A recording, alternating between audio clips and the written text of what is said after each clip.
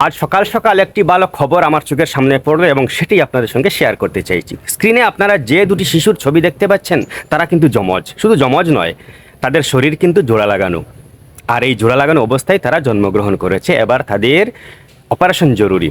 তারা ফিজির বাসিন্দা। প্রশান্ত মহাসাগরীয় একটি দ্বীপরাষ্ট্রে এরকম অপারেশন বেশ কষ্টসাধ্য ব্যাপার, বেশ দুঃসাধ্য ব্যাপার এবং ঝুঁকিপূর্ণও। তারা দুটি শিশুকন্যা, একটার নাম ডিসেসিয়া এবং অপরটার নাম হচ্ছে জেসিফেলি কিকাও। তাদের বর্তমান বয়স 10 মাস।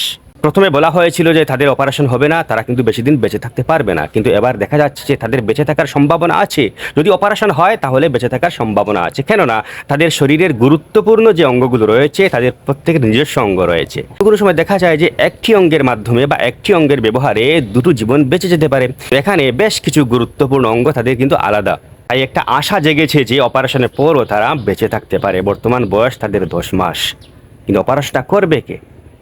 3টে বড় রাষ্ট্রের সহযোগিতা চাওয়া হয়েছে এবং এই 3টে বড় রাষ্ট্র কিন্তু কোনো তৃতীয় বিশ্বের দেশ নয়। আমি বলছি আপনাদের, মেক্সিকো, যুক্তরাষ্ট্র এবং যুক্তরাজ্য, এর কাছে অপারেশনের সাহায্য চাওয়া হয়েছে, অপারেশন করার আর্জি জানানো হয়েছে, কিন্তু তারা হাত পা তুলে দিয়েছে। তারা প্রথমেই 10 লক্ষ মার্কিন ডলার দাবি করেছে, কিন্তু এই 10 লক্ষ মার্কিন ডলার দেওয়ার মতো ক্ষমতা এই দুটি শিশুর মা বাবার নেই। কিন্তু মা বাবা তো মা বাবা, তারা যে কোনো অবস্থায় তাদের শিশুকে বাঁচাতে চায়, তাদের শিশুকে তাদের কোলে ফিরে পেতে চায়। অন্যান্য দেশও এই দুটি শিশুর অপারেশনে রাজি হয়েছে, কিন্তু তারা কি বলেছে জানেন? তারা বলেছে আমরা অপারেশন করতে পারবো, আমরা অপারেশনে রাজি আছি, তবে সেটা এক্সপেরিমেন্টের জন্য, রিসার্চের জন্য। তারা বাঁচলো কি মরলো তাতে আমাদের কোনো দায় থাকবে না, আমাদের কিছু যায় আসবে না। শুধু গবেষণার জন্য, একটা গবেষণাপত্র বানানোর জন্য যে আমরাও এ ধরনের অপারেশন করতে পারি। দেখুন, মানবতা দেখুন, সহানুভূতি দেখুন। মানে আমরা অপারেশন করতে পারবো, কিন্তু সহানুভূতি আমাদের নেই, থাকবে না। আমরা জাস্ট একটা অপারেশন করব এবং সেটা হবে রিসার্চের জন্য।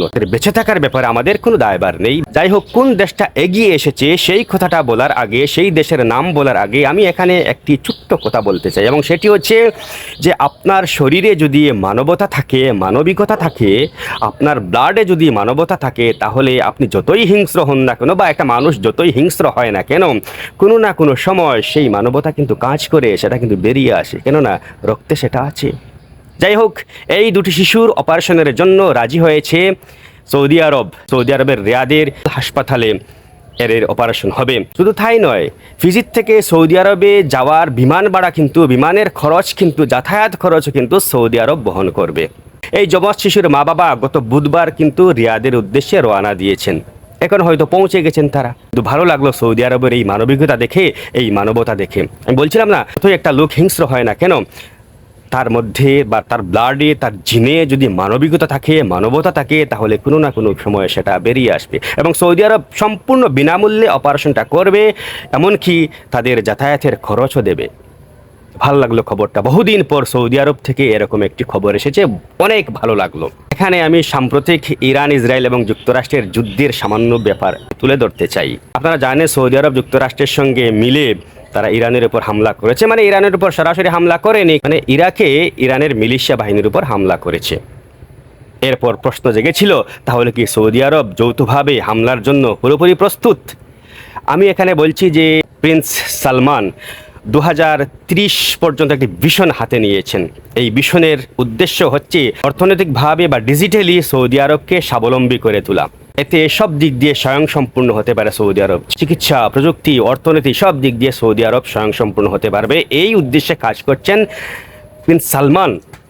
এবার তিনি এই যুদ্ধে জড়াবেন না এই কারণে যে তার যে 2030 ভিশন রয়েছে, সেই ভিশনে অনেক পরিকাঠামো, অনেক অবকাঠামোয় ইরান হামলা যদি করে, তাহলে তার সেই উদ্দেশ্য ব্যাহত হবে, আর সেই সুদূর প্রসারী যে উদ্দেশ্য ব্যাহত হবে, যার কারণে সে এবার সেই যুদ্ধটাকে এড়িয়ে যাবে এবং যাচ্ছে।